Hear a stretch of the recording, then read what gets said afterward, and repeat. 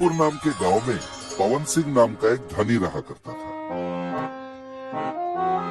वो पैसे तो बहुत कमाता था, पर बहुत कंजूस था। किसी को कोई मदद नहीं करता था। ऊपर से वो सूद का व्यापार करता था और लोगों का खून चूसता था। उसी गांव में जंगन्ना नाम का एक बूढ़ा आदमी रहता था। वो एक भिखारी था। उसके बच्चों ने उसे घर से निकाल दिया तो मंदिर के पास वो भीख मांग के गुजारा करता था। गांव वाले भी उसे खाने को दे दिया करते थे।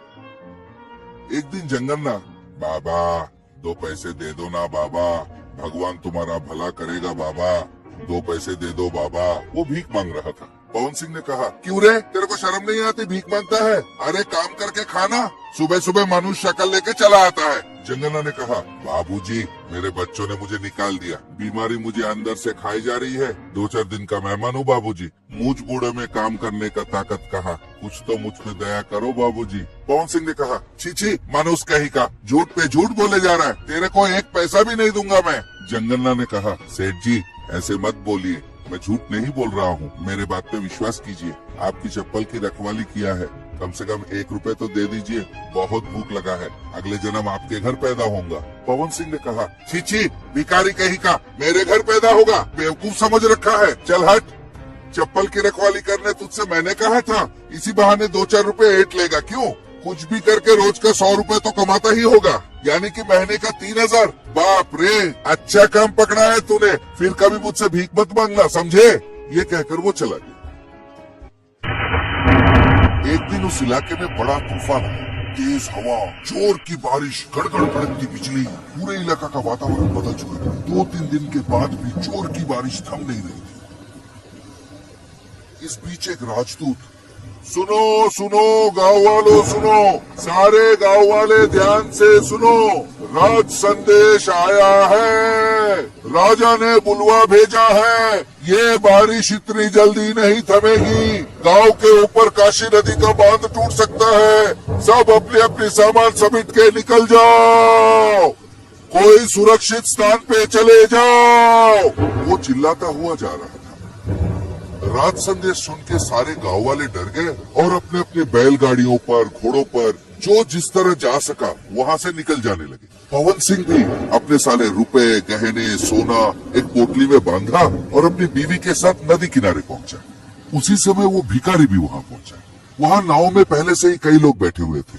खिवैया बुला रहा था, जल्दी चलो, एक और आदमी के लिए जगह है, ज्यादा चढ़ेंगे तो नैया डूब जाएगी, चढ़िए, कोई एक जल्दी चढ़ जाइए।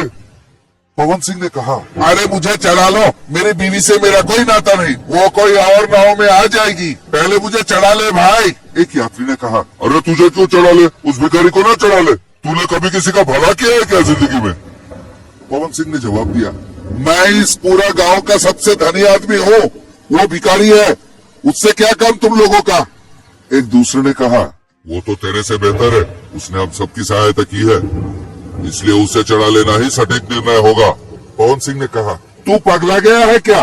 अरे जितने पैसे चाहिए ले ले, पर मुझे चढ़ा ले, वैसे उस भिखारी से तुम लोगों का क्या वास्ता?